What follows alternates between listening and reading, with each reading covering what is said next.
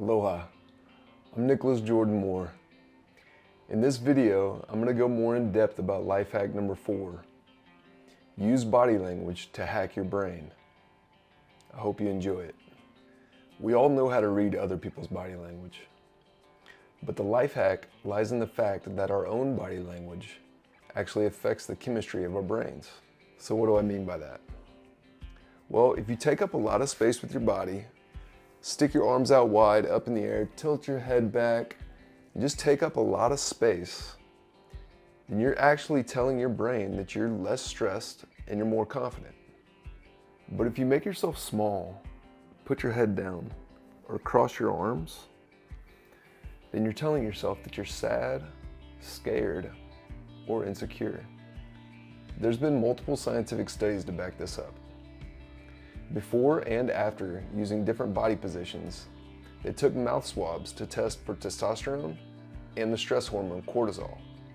The studies were fascinating and helped us have a better understanding of how our brains and our bodies work together to shape how we act and feel.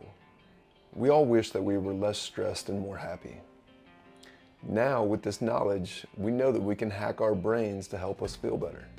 Just understanding these concepts isn't going to significantly impact the happiness of your day. But if you're able to implement some of these concepts and actually work it into your daily practice, then I assure you, you're going to find more peace and happiness. So what does this look like? Well, in my life, if you were to spend an entire day with me, you would see me stick out my arms wide, tilt my head back, and take up a lot of space multiple times throughout the day.